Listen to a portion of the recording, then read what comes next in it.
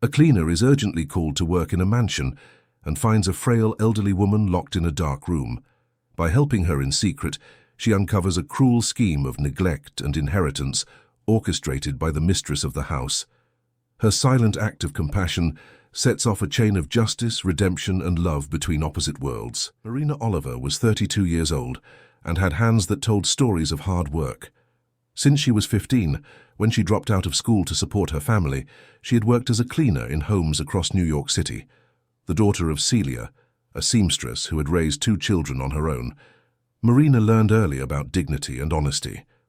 When her mother passed away 5 years ago, she took full responsibility for her younger brother, Lucas, sacrificing her own dreams to ensure he had the opportunities she never did. Now at 20, Lucas was studying business administration, thanks to his sister's tireless efforts. That Tuesday in March, Marina was finishing her cleaning at Mrs. Carmen's house on the Upper West Side when she received an urgent call. It was Sylvia, from a domestic staffing agency, offering an emergency job on the Upper East Side. An employee had fallen ill, and they needed an immediate replacement. The pay was double the usual rate.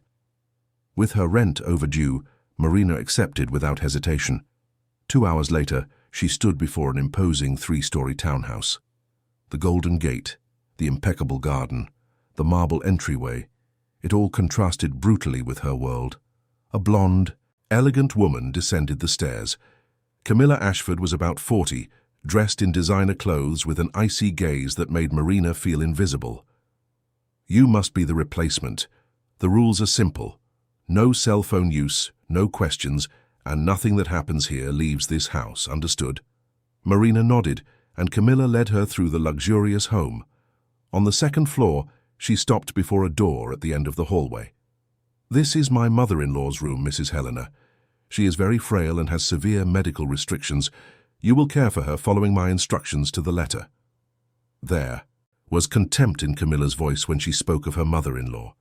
She opened the door and Marina felt a shock. The room was dark, with heavy curtains blocking the light. The smell of mold and stale air was strong. In the bed, a fragile figure was lying down. Mrs. Helena was around 70, with disheveled white hair, a pale face, and far too thin. Camilla explained coldly. The elderly woman took 4 medications 3 times a day, ate only a thin, unsalted vegetable broth, and was given water by the dropper. The door was always to be kept locked. Marina looked at the instructions, shocked. This wasn't adequate nutrition for anyone. "Excuse me, but isn't this too little?" Camilla's gaze hardened. "Are you a doctor? These are doctor's orders. You do as I say, or you find another job." Marina swallowed hard and agreed, but something inside her protested. She spent the afternoon cleaning the enormous house, but her mind never left Mrs. Helena. Around 5 o'clock, Camilla called her to give the mother-in-law her medicine and food. Alone with the elderly woman, Marina approached carefully. As she helped her sit up, she noticed how thin she was, almost just skin and bones. She gave her the pills and offered the clear broth. Mrs. Helena took 3 spoonfuls and turned her face away. Then, in a weak, trembling voice, she whispered, "I can't take this anymore. I'm starving. Please." A chill ran down Marina's spine. This woman was being deliberately deprived of food. "My son, he doesn't know. She won't let him. I can't." Mrs. Helena's voice failed, and tears streamed down her face. Marina held the old woman's fragile hand. "I'm going to help you, I promise." That night at home, Marina couldn't stop thinking. She remembered her mother, saying that dignity was about doing the right thing, even when no one was watching. Mrs. Helena needed help. Marina was perhaps the only person who could do something. But what about her job? And the money she so desperately needed? She made a decision. She would help Mrs. Helena in secret. The next morning, she prepared a container with real food, rice, chicken, and steamed vegetables. She put it all in a thermal container that fit in her purse. She arrived at the mansion at 8. Camilla left soon after, saying she had appointments. Marina rushed upstairs to Mrs. Helena's room. She opened the curtains, letting the sun stream in. The old woman blinked, surprised, and then smiled. "Light. It's been so long." Marina took the food out of her bag. The aroma filled the room, and Mrs. Helena began to cry. "Real food? How long has it been?" Marina fed her slowly. The old woman ate with a restrained voracity, tears of gratitude streaming down her face. After the meal, they talked. Mrs. Helena told her she had a son, Richard Ashford, an important businessman who travelled a lot. Camilla manipulated him, lying that his mother didn't want contact, hiding his calls and messages. "She wants me to disappear to get the inheritance." Marina felt anger rising within her, but she had to be cautious. She promised to continue helping in secret. Thus began a routine. Every day, Marina brought hidden, nutritious food. Slowly, Mrs. Helena gained weight. Colour returned to her face and her strength grew. The liveliness returned to her eyes. They shared stories, and Marina discovered that the old woman had been a literature professor, a cultured and strong woman now imprisoned by her own daughter-in-law. But as the weeks passed, the transformation became too visible. One Friday morning, 2 months later, Camilla went up to the room and screamed for Marina. "How does she look like this? Fatter, with colour in her face. What have you been doing?" Marina tried to explain, but Camilla advanced furiously. "You've been feeding her behind my back. You're fired. Get out of my house now." Marina's legs trembled, but she looked at a crying Mrs. Helena and made a decision. "No, I'm not leaving. I won't let you continue to mistreat this woman." Camilla turned pale with rage and slapped Marina across the face. Marina staggered but didn't fall. "Get out now, or I'll call the police and say you're stealing from me." "Go ahead and call them. Then I'll tell them what you're doing." Who are they going to believe? A socialite from the Upper East Side, or a cleaning lady from the outer boroughs? Camilla was right. Marina had no proof. Defeated, she left the mansion. On the sidewalk, she began to cry. She had failed, lost her job, and abandoned Mrs. Helena. But then she remembered. Richard didn't know anything. She had to find him. She searched on her phone. Richard Ashford, CEO of Ashford Tech Solutions. There were photos of him at events, professional profiles, and a public schedule showing he would be attending a conference the following Saturday on Park Avenue. It was her chance. 1 week. She had 1 week to save Mrs. Helena. The following days were torture. Marina went back to her old jobs, but she could only think of the old woman alone in that dark room, hungry, without help. She cried every night, but knew she had to be strong. On the Saturday of the conference, she put on her best clothes and went to the 5-star hotel, where the event was being held. The lobby was intimidating, filled with executives. She tried to go up, but the front desk stopped her. Without a credential, she couldn't enter. Marina sat in the lobby, determined to wait. 2 hours later, she saw Richard coming out of the elevator with other people, talking on his cell phone. He was tall, imposing, serious. Marina ran. "Mr. Ashford, please, I need to talk to you about your mother, Mrs. Helena." Richard stopped, hung up the phone and focused on her. "My mother? What's happened?" "She's not well. You need to know the truth." His companions protested about an important meeting, but Richard dismissed them. He took Marina to a private area and listened in silence as she told him everything. The dark room, the insufficient food, the malnutrition, how she helped in secret, and how she was discovered and fired. Richard's face changed from disbelief to contained anger. "Are you telling me my wife is deliberately mistreating my mother?" "Yes, sir. She wants the inheritance. Your mother told me Camilla isolates her from you, hides your calls and lies about you trying to contact her." Richard ran a hand over his face, shaken. "Do you have any proof?" "No, sir. Only my word." "Look, Marina, I need to investigate this. But you understand my position. Camilla has been my wife for 15 years. Then go there without warning. Go into that room, talk to your mother away from Camilla. See for yourself." Richard was silent, then nodded. "I'll do that tomorrow morning." He gave her his card. "Call me on Monday." Marina returned home with a mix of hope and fear. What if he didn't go? What if Camilla deceived him? Sunday was endless. On Monday morning she couldn't wait and called. The secretary said Richard would be in touch. At 3 in the afternoon he called. His voice was different, tense, heavy with emotion. "Marina, you were right. About everything. I took my mother to the hospital immediately. She was severely malnourished." Marina felt tears of relief. "How is she?" "She's receiving the necessary care, and I found out more. Camilla has been embezzling millions, planning... Anyway, she will answer for everything. I've already filed for divorce." He paused. "My mother is asking for you. Can you come to the hospital?" An hour later, Marina was in the private room where Mrs. Helena rested with an IV in her arm. The old woman extended her arms, crying and smiling. "My dear child, you saved me." Marina hugged her, also crying. Richard watched, moved. "How can I ever thank you?" Mrs. Helena asked. "You just need to get well." In that moment, Marina knew it had all been worth it. Doing the right thing, even when it was hard, was always worth it.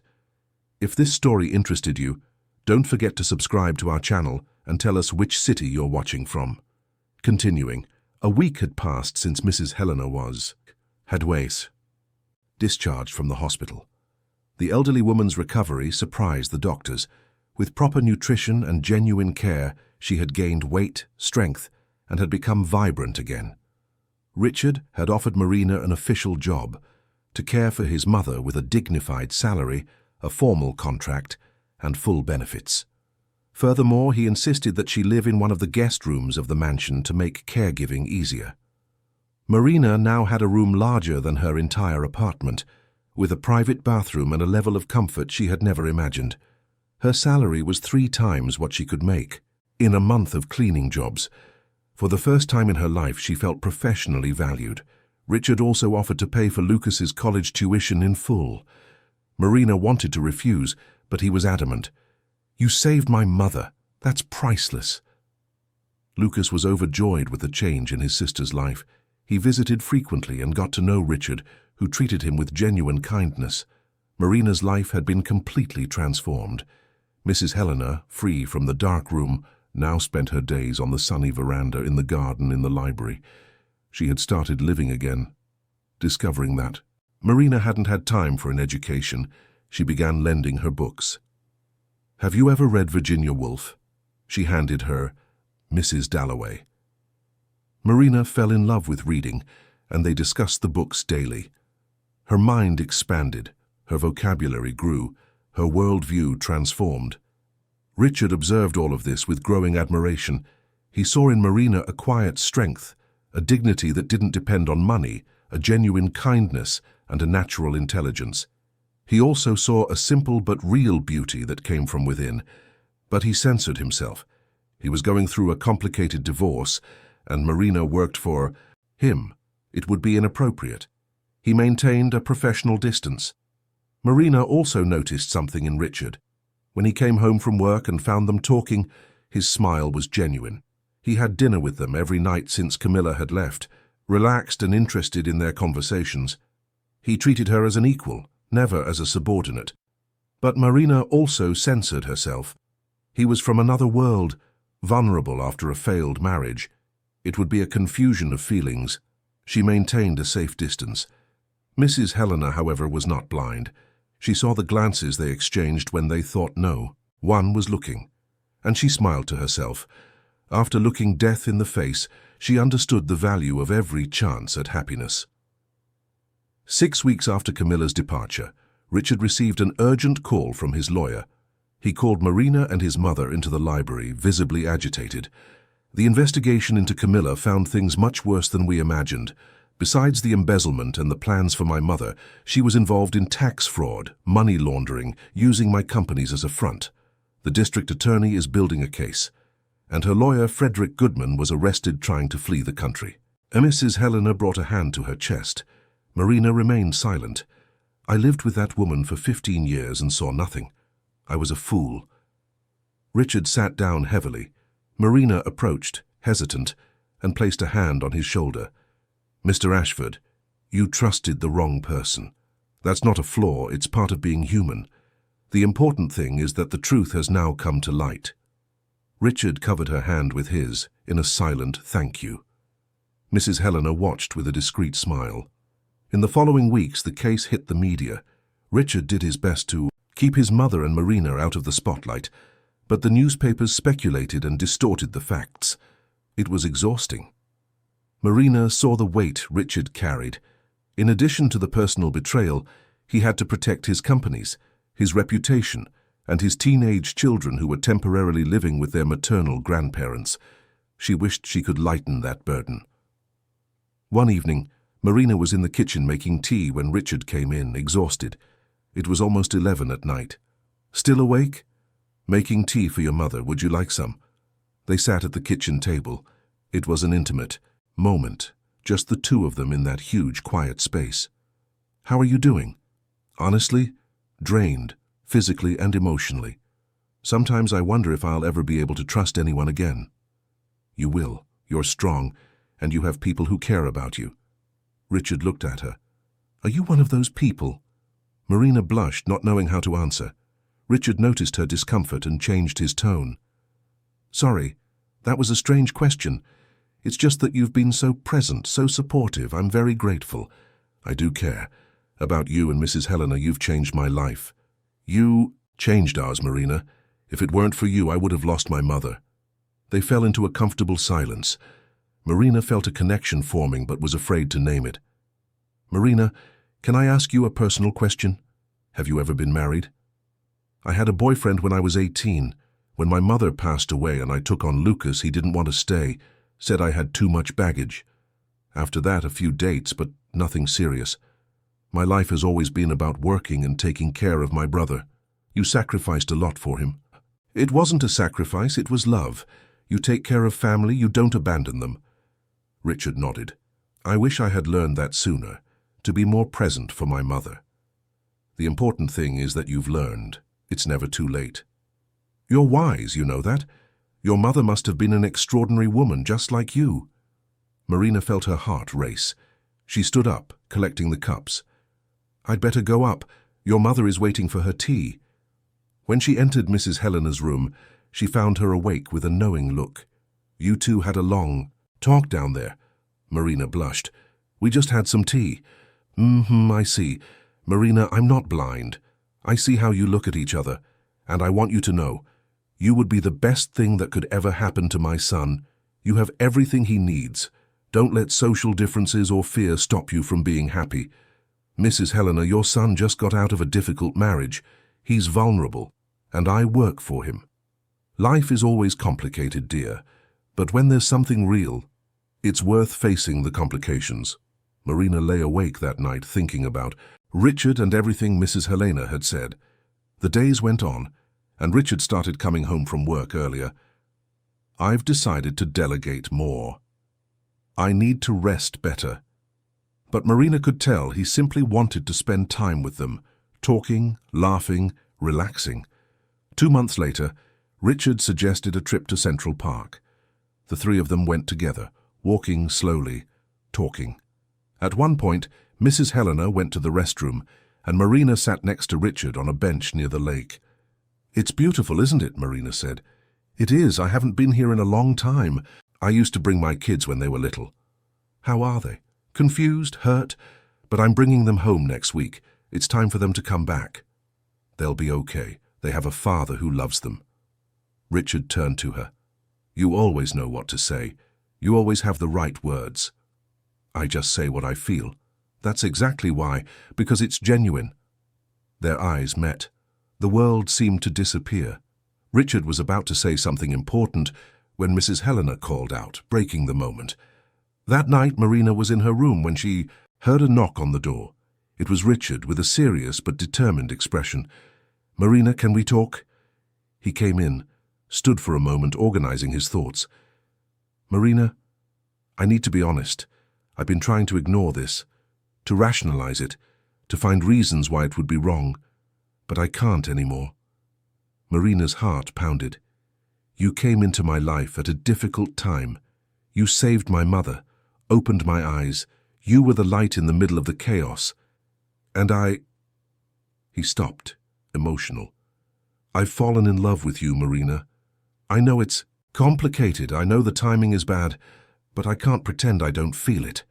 Marina could barely speak, tears rolling down her cheeks. I've fallen in love with you too, Richard. It was the first time she had called him just by his name. Richard closed his eyes in relief. When he opened them, he was very close. Even knowing everything, my failed marriage, my mistakes. Even knowing, because I see who you really are, a good man who loves his family. Richard raised his hand, wiping a tear from her face. The touch was electric. Can we try? Give this a chance? I know it won't be easy. People will talk, they'll judge. But if you're willing, I am. Marina nodded. Richard smiled and leaned in. The kiss was soft, tender, full of promise. When they parted, they both knew that nothing would ever be the same. They had acknowledged their feelings, and now there was only one way forward, together.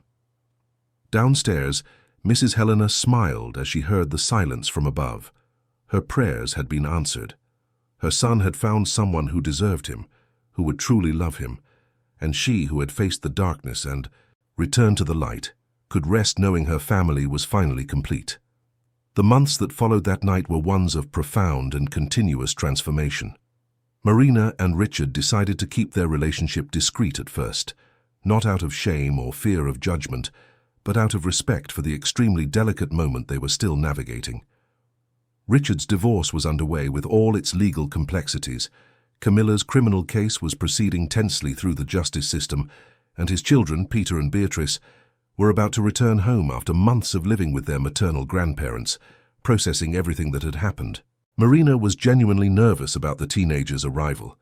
She spent nights awake imagining scenarios, preparing herself mentally. How would they receive her? How would they react to having their grandmother's caregiver living in the house, occupying one of the rooms that was once exclusive family territory? And especially, how would they handle discovering that this same caregiver was developing a romantic relationship with their father? The questions kept her awake, anxious. Richard tried to reassure her repeatedly, holding her hands and looking into her eyes with that confidence he had. Marina, my children are good kids.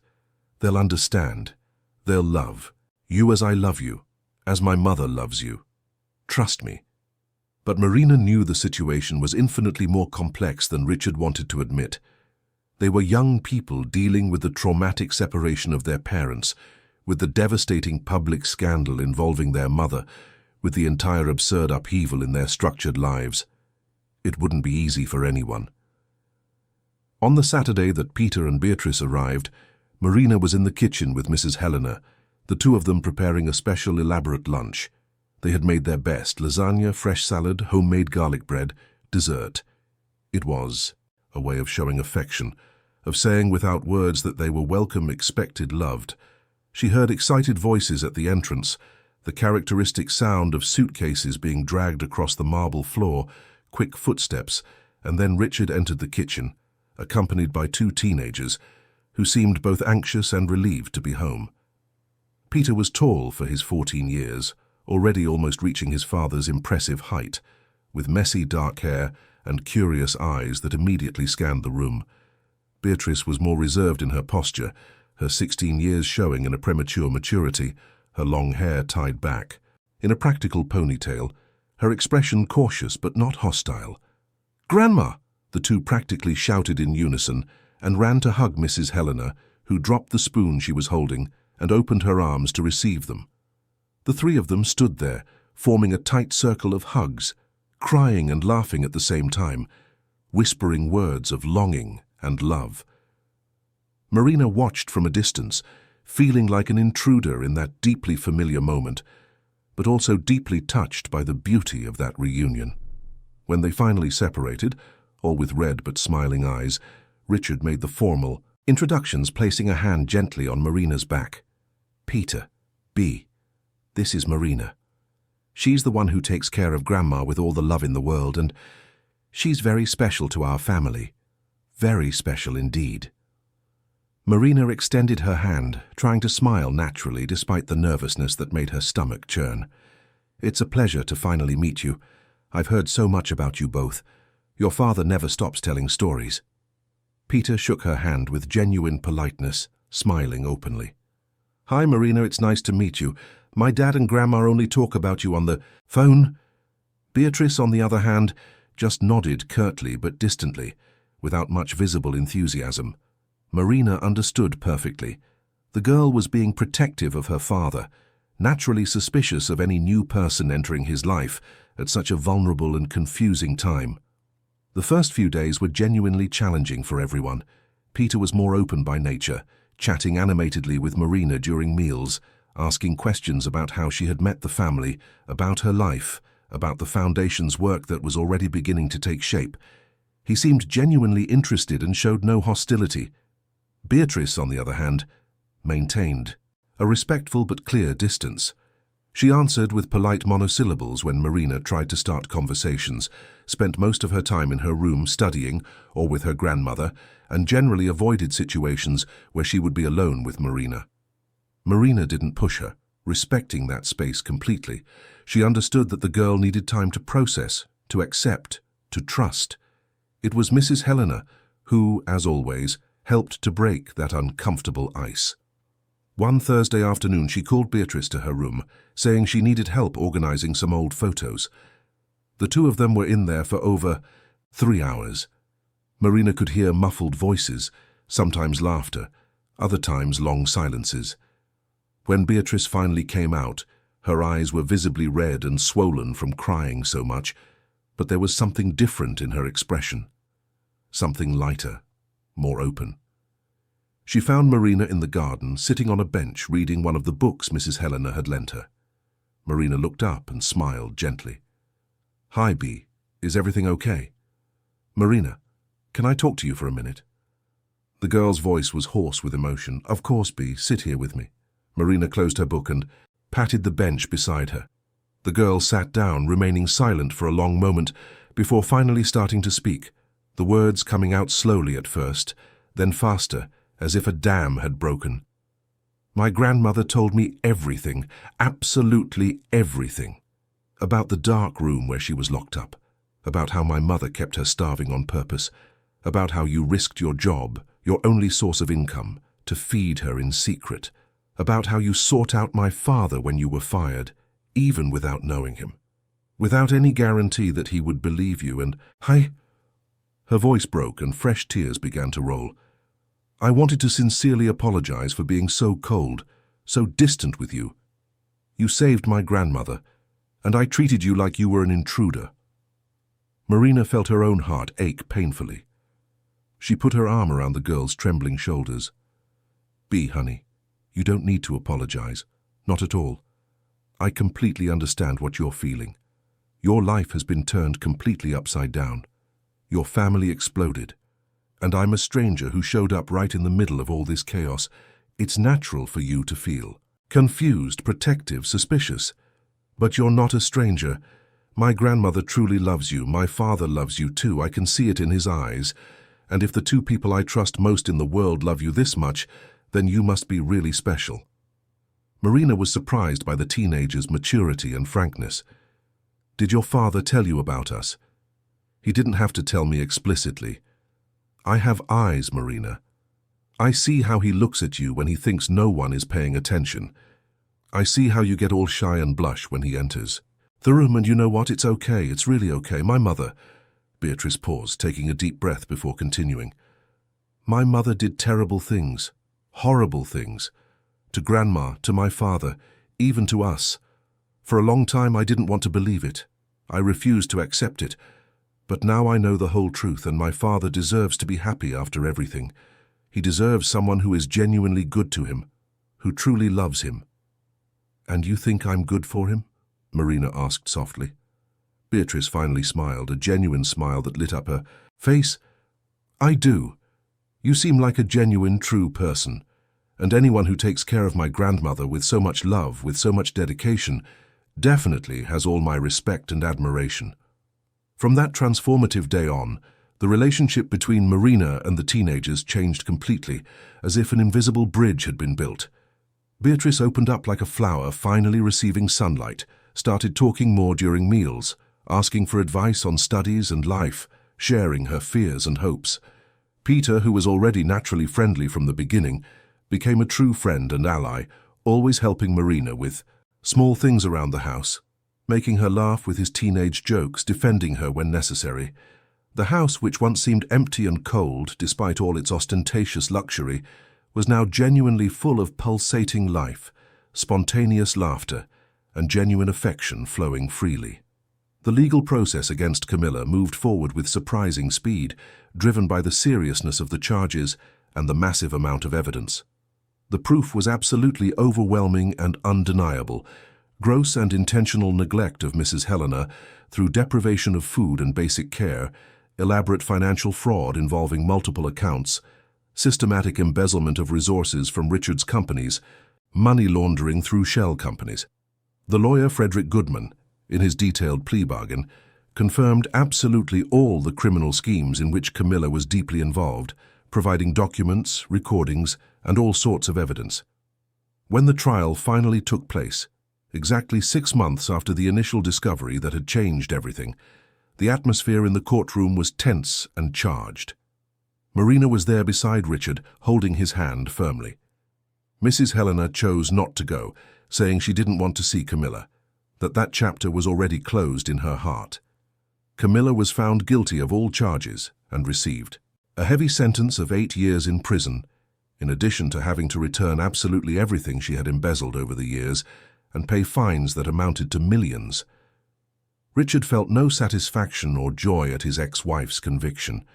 He felt only a deep sadness for everything that could have been different, for all the lost time, for everything that was wasted and destroyed. But he also felt an immense and liberating relief. Relief because that painful chapter was finally and definitively closed, because his mother was completely safe, because he could finally, truly move on without looking back. And that's exactly what he did with renewed determination. Gradually, week after week, his relationship with Marina ceased to be a carefully guarded secret. They began to go out together openly, without hiding. Romantic dinners at elegant restaurants, relaxing walks in Central Park with Mrs. Helena and the children, short and refreshing weekend trips to nearby historic towns. The media, always attentive and hungry for stories, became intensely interested again when photos of Richard with Marina began to circulate on websites and social media.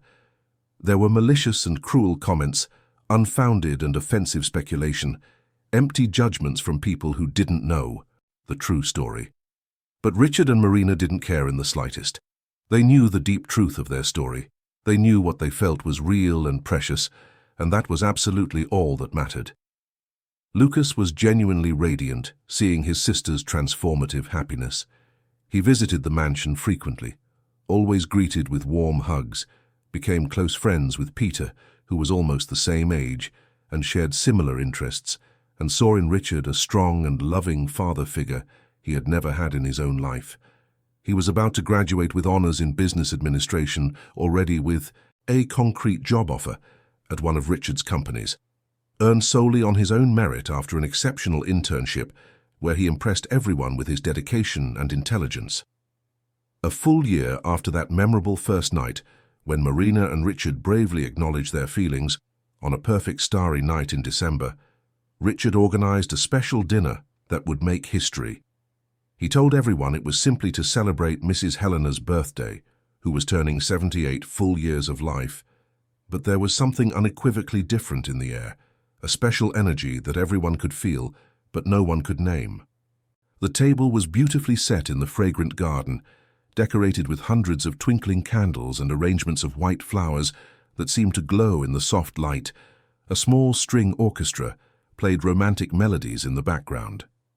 They were all gathered there, Mrs. Helena radiant and elegant in a light blue dress that enhanced her still vivid eyes, Peter and Beatrice dressed up and smiling, as if they knew a wonderful secret they could barely contain, Lucas nervous but extremely happy in the new suit Marina had given him as a gift, and a few close and dear family friends, who had witnessed the entire journey. After the delicious supper, after the emotional happy birthday song and the elaborate cake, Richard asked for silence by lightly tapping his crystal glass. The crystalline sound caught everyone's attention. He stood up slowly, visibly nervous, took Marina's hand gently, and pulled her gracefully to the center of the illuminated garden, exactly under the brilliant canopy of stars. "Marina Oliver," he began, his voice thick with deep emotion, trembling slightly. "A little over a year ago, you entered my life in a way I could never, ever have predicted or imagined. You saved my mother from certain death. You saved my family from complete destruction. And you saved me, too. You pulled me out of the darkness where I was lost. You showed me what true, selfless kindness is, what true, unconditional love is. You showed me that extraordinary people are not defined by money or social status, but by solid character and a generous heart." Marina was already crying copiously, her hands trembling visibly in his. Mrs. Helena was also crying, leaning affectionately on Beatrice. Peter was filming everything with his phone, tears streaming down his own face as he smiled. Lucas was completely moved. "You taught me to see what really matters in life. You taught me to be truly present, to value every precious moment, to love without paralyzing fears or artificial barriers. And I can't spend another single day of my life without you by my side." Richard let go of one of her hands, and to Marina's surprise and emotion, knelt gracefully. He took a small dark blue velvet box from his jacket pocket, and when he opened it carefully, it revealed an absolutely stunning but elegantly simple ring, with a diamond that shone brightly under the magical starlight. "Marina, will you marry me? Will you build a whole life with me, with my family, which is already completely your family too? Will you be my beloved wife, my partner through thick and thin, my love for all time?" Marina could barely speak, sobbing with pure emotion, her heart exploding with happiness. But she managed to clearly articulate the only word that really mattered in that moment. "Yes, yes, I accept. 1,000 times, yes!" The entire garden erupted in enthusiastic applause and shouts of pure joy. Richard carefully placed the ring on her trembling finger, stood up, and kissed her deeply, longly, while everyone around celebrated as if it were their own moment of happiness. Mrs. Helena laughed and cried simultaneously, her face illuminated with joy. Lucas emotionally hugged Peter and Beatrice, the three young people celebrating together. The friends present cheered effusively. That magical night, after all the guests had gone and the house returned to a quiet silence, Marina was on the family veranda with Mrs. Helena, just the two of them in female complicity, looking at the beautiful ring that shone on her finger, still trying to process that all of this was real. "Are you happy, my dear daughter?" the old woman asked tenderly, holding Marina's hand between hers. "Happier than I ever imagined possible, Mrs. Helena. Sometimes it still feels like a surreal dream. A little over a year ago, I was a cleaner with no prospects, just working to survive day by day, and now you're going to marry my son. You'll officially and legally be part of this family. But you know something, Marina. You were always part of this family, long before this ring. From the very first day you decided to feed, me even knowing you could lose the job you so desperately needed. In that exact moment of courage, you became my daughter of the heart." The two hugged for a long time, and Marina felt an absolutely immense gratitude for everything she had experienced, even the extremely difficult and painful parts, because all of them, without exception, had brought her to this perfect moment. The wedding was lovingly set for 6 months later, in June, when spring would give way to summer. It would be an intimate and meaningful ceremony, with only close family and genuinely dear friends. Marina wanted absolutely nothing grand or ostentatious, and Richard completely respected her wish, admiring her authentic simplicity even more. The ceremony would take place in the mansion itself, in the garden that had been the silent stage for so many crucial and transformative moments in all their lives. In the following months of excited preparation, Marina and Mrs. Helena grew even closer, if that was possible. The old woman made it a point to actively participate in every detail of the planning, from the meticulous choice of flowers to the elaborate dinner menu, from the selection of music to the personalized invitations. It was as if she were organizing her own daughter's wedding, and in a way that's exactly what it was. And one special day, when they were excitedly discussing the wedding dress in an elegant boutique, Mrs. Helena had a wonderful idea that made her smile from ear to ear. "Marina, dear, I've kept my wedding dress with great care. It was over 50 years ago, but it's perfectly preserved, every lace intact. Would you like to wear it? We could have a talented seamstress adapt it, modernize it a little, but keep its original essence, its history. It would be a beautiful way to unite different generations, to symbolically show that you truly are my daughter now, in every sense. Marina was deeply and visibly touched by the generous and meaningful offer. When Mrs. Helena brought the carefully packaged dress days later, a classic and timeless model of off-white lace with delicate hand-embroidered details, Marina knew immediately, instantly, that it was absolutely perfect. With the patient and talented help of a specialized seamstress, they made small necessary adjustments, religiously keeping the original base but carefully adapting it to Marina's body and personal style. The final result was simply beautiful, a dress that carried precious history, love between generations, and deep meaning. The wedding day dawned sunny, warm, and absolutely perfect, as if the sky itself were celebrating. Marina woke up early, pleasantly nervous but immensely happy, her heart racing with pure joy. Beatrice and a few close friends lovingly helped her get ready, styling her hair in soft, romantic waves gracefully pinned to the side with delicate natural flowers, applying light, natural makeup that enhanced her authentic beauty without hiding it. When she finally put on the historic dress, everyone in the room was visibly moved, some crying openly. "You look absolutely beautiful, Marina," Beatrice said with genuine admiration, her eyes welling with happy tears. "My father is the luckiest man in the world. I'm the lucky one, Bea, for finding you all, for gaining this wonderful family, for receiving so much love." Lucas came to get her for the most important moment, to walk her to the makeshift altar in the garden. When he saw his sister fully dressed as a bride, the young man couldn't hold back the tears that had long needed to come out. "Mom would be so incredibly proud of you, sis, so proud of everything you've become, of everything you've achieved." "I know, Lucas. I feel deeply that she's here somehow, witnessing everything.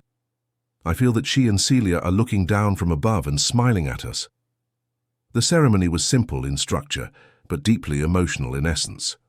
Marina entered the magnificently decorated garden of white and green, walking slowly to the soft, moving sound of violins, beside Lucas, who held her with pride and love.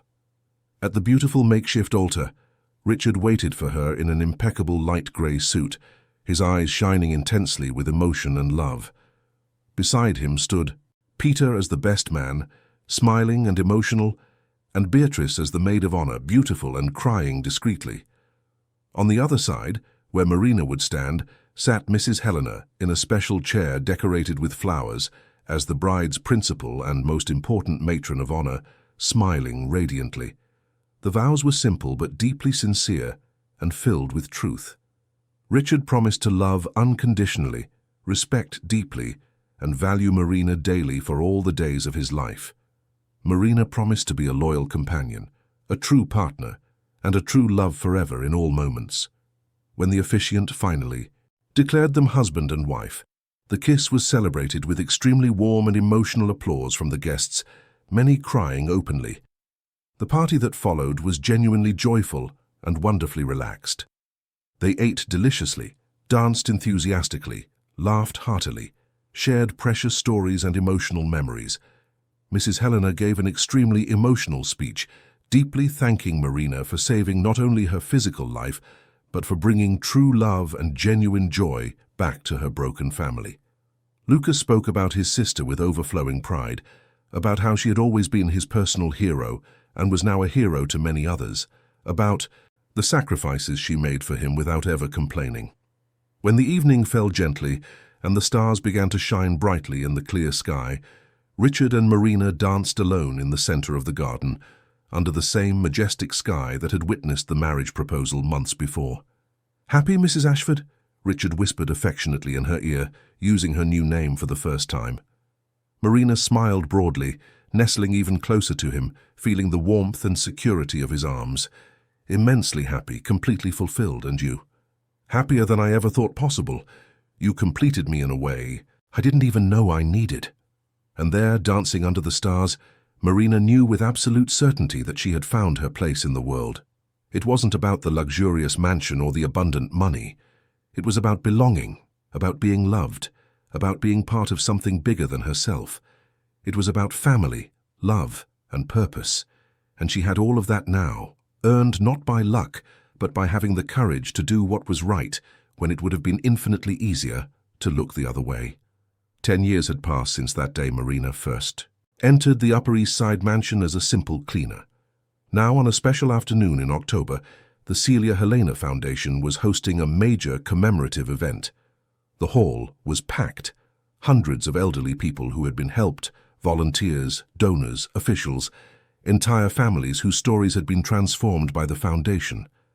Marina was backstage, holding the hand of Celia, now 8 years old, a smart girl with bright eyes, who had the best of both her parents. Richard was adjusting his tie, nervous as he always was before public events. Mrs. Helena, at 88, sat in a comfortable chair, elegant in a light blue dress, her white hair perfectly styled by Marina that morning, her eyes still lively and full of the wisdom that only experience brings. "Mom, are you sure you don't want to rest in your room?" Richard asked for the third time, always worried. "Richard, my son, I stopped living locked in a room 10 years ago. I'm not going to start again now." She smiled with that humor she never lost. "I want to see everything. I want to be with people. I want to celebrate every moment. I learned the hard way that life is too precious to be wasted." Marina knelt beside Mrs. Helena's chair, holding her delicate hand. "You're incredible. You know that? You're my inspiration every day. I learned from the best, from you, my daughter. You taught me that it's never too late to start over. That kindness has the power to transform lives." An employee came to let them know it was time. Marina took a deep breath. Giving speeches still made her nervous, even after so many events. Richard kissed her forehead. "You'll be perfect, as always." Marina went up on stage with Celia by her side and saw in the front row the people she loved. Richard smiling proudly, Mrs. Helena with tears already in her eyes, Peter, now 24, and a graduate in engineering working at his father's companies, Beatrice at 26 about to graduate from medical school, fulfilling her dream of caring for people, Lucas beside his wife pregnant with their first child, and dozens of familiar faces who were part of this incredible journey. 10 years ago, Marina began, her voice firm but filled with emotion, I was an invisible person. I worked in family homes, cleaning, organizing, caring, but rarely being seen, rarely being valued as a human being. I was just one among millions who keep this city running, but whom society chooses not to see. The hall was in complete silence, everyone hanging on her every word. And then, by a twist of fate, or perhaps by the hand of God, as my mother used to say, I was called to work in a house where I met an extraordinary lady who was suffering in silence, invisible within her own home, forgotten by those who should have protected her. Marina looked at Mrs. Helena, who was discreetly wiping away her tears. I could have ignored it. I could have closed my eyes and just done what I was told. It would have been easier, safer. But I decided to listen to my conscience, to do what was right, even knowing I could lose my job, even risking my only source of income, even endangering the stability I fought so hard to maintain for myself and my brother. She paused, letting the words resonate. And that decision, that simple act of giving food to someone who was hungry, of seeing someone who was invisible, changed my life completely. But it didn't just change mine. It changed the life of Mrs. Helena, who was saved and returned to live with dignity. It changed the life of Richard, who reconnected with his mother before it was too late. It changed the lives of his children, of my brother, of everyone who was touched by this story. Marina felt her own voice choke up, but she continued, and it made me understand something fundamental that I want to share with all of you today. An act of kindness, no matter how small it seems, no matter how insignificant it may appear at the moment, can create ripples that reach places we never imagined. A decision to do the right thing can save not just one life, but transform entire generations. Her voice grew firmer, more passionate. This foundation exists because we believe that every person, especially our elders who have contributed so much to building the society we live in, deserves dignity, respect, love, deserves to be seen, to be heard, to be valued. It doesn't matter if they are poor or rich. if they have family or are alone, if they can pay or not. Every human being deserves to live their final years with dignity. The applause began to grow, but Marina raised her hand, asking for one more moment. In 10 years, we have helped over 1,000 seniors. We have offered shelter to those who had nowhere to live. We have brought medical care to those who couldn't afford it. We have provided companionship to those who were dying of loneliness. We have brought smiles back to faces that had forgotten how to smile. We have given a voice to those who thought no one would listen anymore. And every story, every life transformed reminds me of why we started all this. Marina looked out at the audience, her eyes scanning the attentive faces. And as long as there is a single person suffering in silence, invisible to the world, a single person being mistreated or neglected, a single elderly person who needs help, we will continue to fight, we will continue to care, we will continue to love. Because that's what I learned from my mother, from Mrs. Helena, from all the seniors I've met. Love is a verb. It requires action. And doing good is not optional, it is our responsibility as human beings. The applause was deafening. Many were crying openly. Marina came down from the stage and was enveloped in hugs from all sides. Richard kissed her with pride. You were perfect, as always. Mrs. Helena pulled her into a tight hug, whispering, You were my angel, Marina. And now you are an angel to so many others. Your mother would be so proud. The party continued for hours. Stories were shared, each one more touching than the last. Mr. Anthony, one of the first residents of the shelter, now 92 but still lucid and active, went up to the stage leaning on his cane. I want to tell my story, he said in a trembling but determined voice. I was living on the streets for 3 years. My family abandoned me when I got sick and could no longer work. I slept on sidewalks, begged for money, was kicked, cursed at, treated like trash. I was ready to give up. I thought no one cared, that my life had no more value. The silence was absolute. But Marina found me. It was raining. I had a fever, shivering with cold under an awning. She stopped, talked to me, took me to the shelter. She gave me a hot bath, food, medicine, but more important than all of that, she gave me my dignity back. She made me feel human again. Today I have a home, friends, medical care, and most importantly, I have reasons to wake up every day. Marina saved my life. Mrs. Irene, 85, also wanted to share. I was being neglected by my own family. My children locked me in a small room, only gave me the minimum to survive, hoping I would die soon so they could split my pension. I prayed every day for someone to help me, and my prayer was answered when the foundation received an anonymous tip. Today I have a new family here, people who truly love me, not for my money, but for who I am. Story after story, testimony after testimony, the monumental impact of that simple decision Marina had made 10 years ago became clear. A decision to feed a starving old woman had transformed into a movement that changed hundreds, thousands of lives. When the event ended and everyone had gone home, the family returned to the mansion. Celia was already asleep in her father's arms, tired but happy. Peter and Beatrice had gone out with their partners for dinner. Lucas and his wife had returned home. It was just Marina, Richard, and Mrs. Helena on the veranda that had been the stage for so many important moments over the years. The night was starry. A gentle breeze rustled the flowers in the garden. Mrs. Helena was wrapped in a light shawl, observing the sky with that serenity of someone who has lived a long life and learned to value every moment. Do you know what I'm most proud of? Mrs. Helena said, breaking the comfortable silence. It's not just that I survived, that I overcame those dark days locked in that hopeless room. It's that I lived to see the good that came from it. It's seeing how a tragedy turned into a blessing for so many people.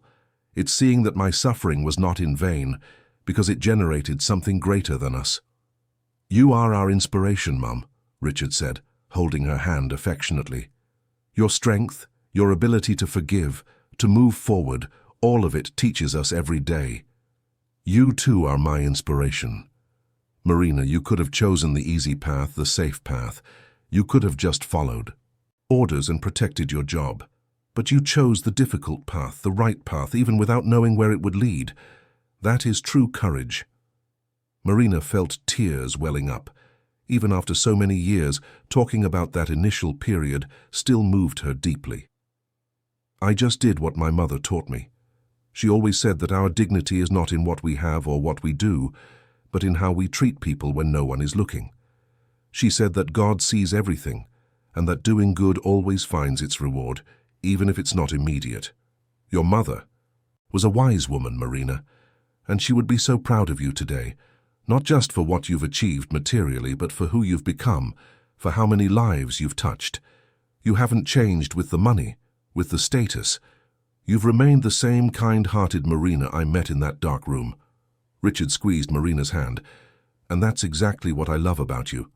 Your essence has never changed. You continue to see the invisible people. You continue to care about those society ignores. You could live a comfortable life without worrying about anything else, but you choose to work tirelessly for the foundation. Because I was once invisible, I know how it hurts to be ignored, to be treated as if you don't exist, as if your life has no value. And I will never forget that. I will never get so used to privilege that I forget where I came from. Mrs. Helena smiled with that wisdom in her eyes. That's why you make a difference, my daughter, because you understand, because you've lived it, because you've never forgotten your roots, and that is rare. It is precious. They sat there in silence for a while, just enjoying each other's company, the starry sky, the deep peace of that moment. After a decade of transformations, struggles, victories, and continuous growth, that was a moment of pure gratitude. You know what I would like? Mrs. Helena broke the silence again. I would like for my story, our story, to inspire even more people, for it to show someone who is going through difficulties that there is always hope, always a better tomorrow, for it to encourage someone to make the right choice, even when it's hard, even when it seems like it will cost everything. Our story already inspires many people, Mum. Didn't you see today? Hundreds of people there were touched, transformed by everything that happened. I know, my son, but I want it to reach even further. I want it to reach that cleaning lady who is now in some house, seeing something wrong and is afraid to act because she needs the job. I want her to know that it's worth doing the right thing. I want it to reach that son who is too busy with work and isn't paying attention to his elderly parents. I want him to wake up before it's too late, before he loses the chance to be present. Marina nodded forcefully. You're absolutely right. This story isn't just ours. It belongs to everyone who needs hope, courage, a reminder that kindness matters, that our choices have consequences that go beyond what we can immediately see. In the months that followed that event, Marina began giving regular talks about her experience. She told her story in schools, universities, companies, community events, churches, not to promote herself or gain fame, but to spread the message. Doing the right thing is always worth it. Kindness has transformative power. True love overcomes all social barriers. An act of compassion can change the world. Young students were inspired and decided to dedicate their careers to working with the elderly. Children who had grown distant reconciled with parents they had neglected. People who were about to give up on their own struggles found renewed strength to continue. The story of Marina and Mrs. Helena became a living symbol of hope, transformation, and redemption. Peter, deeply inspired by his family's story and the tireless work of the foundation, decided to use his engineering knowledge to make a difference. He developed specific technologies to improve the lives of the elderly, apps that connected lonely seniors with volunteers willing to talk, affordable and easy-to-use health monitoring systems, digital platforms that facilitated anonymous reports of abuse. His young company had already helped thousands of people. Beatrice, when she finally graduated from medical school after years of dedicated study, specialized in geriatrics and gerontology. She began to treat needy seniors for free in direct partnership with the foundation, dedicating half of her time to those who could not pay. Grandma taught me that medicine is not just science, it's also love and compassion, she always said. Lucas, now the father of a beautiful 3-year-old boy named Matthew, always told his son stories about Aunt Marina. Your Uncle Richard is rich, yes, he has big and important companies, but your Aunt Marina is the one who is truly special, champ. because she has something that no money in the world can buy, a heart that sees the invisible, that loves without expecting anything in return. Little Celia grew up watching her parents work together every day, helping people, making a real difference in the world.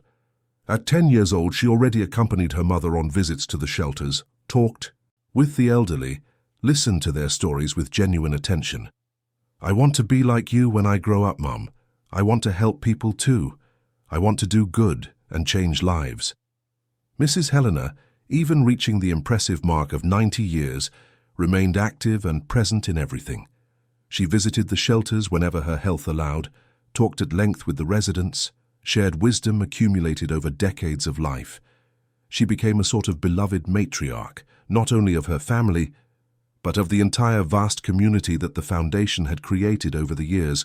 On a special Sunday morning, 15 years after that dramatic first meeting in the darkroom, the entire family was gathered for a celebratory lunch. It was Mrs. Helena's birthday, who was turning 93 with surprising health and a sharp mind.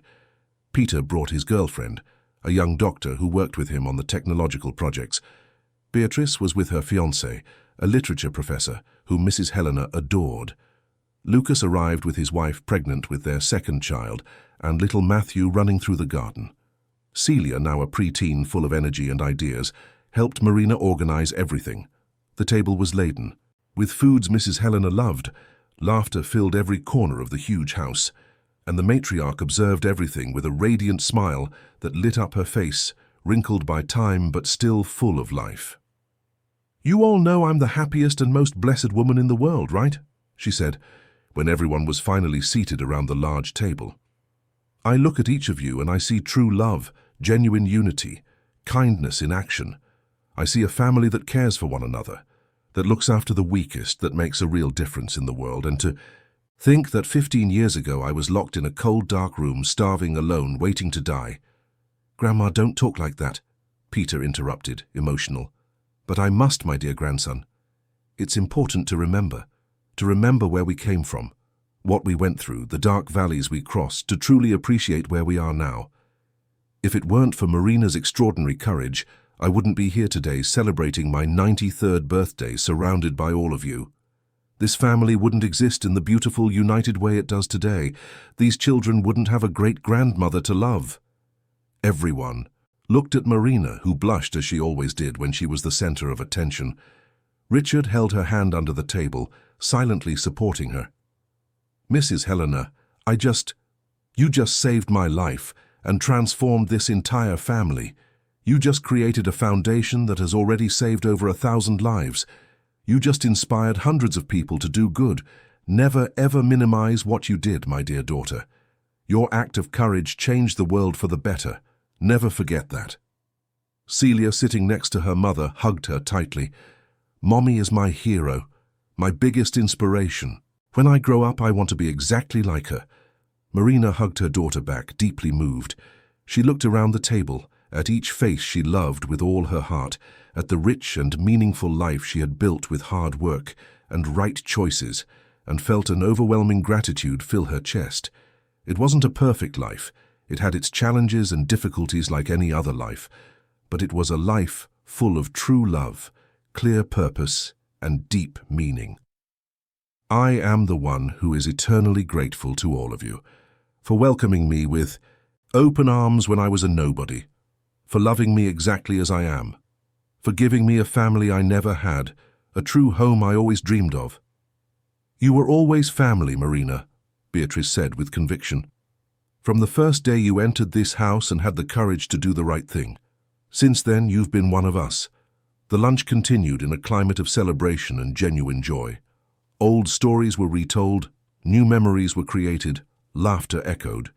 This was exactly how a family should be. United, loving, present. That afternoon, after the hearty lunch and celebrations, while the others rested or played in the garden with the children, Marina and Richard walked hand in hand through the same garden where so many important things had happened. The same garden where he had proposed to her under the stars 15 years ago, where they married in an emotional and intimate ceremony, where so many precious moments had unfolded. Happy? Richard asked, as he always did. as he had a habit of asking from the beginning. Immensely. Completely. And you? More than words can adequately express. You know, love, sometimes I still find myself thinking about what my life would be like if you hadn't shown up. If you hadn't had the courage to help my mother, even knowing you could lose everything. It would be a terrible void. It wasn't courage, Richard. It was just doing what was right, doing what my mother taught me, following my conscience. It was courage, tremendous courage, because you risked everything you had, which was so little, to save someone you barely knew. And by doing so, by choosing the difficult but correct path, you gained everything. We gained everything. A beautiful family, a true love, a purpose that gives meaning to each day.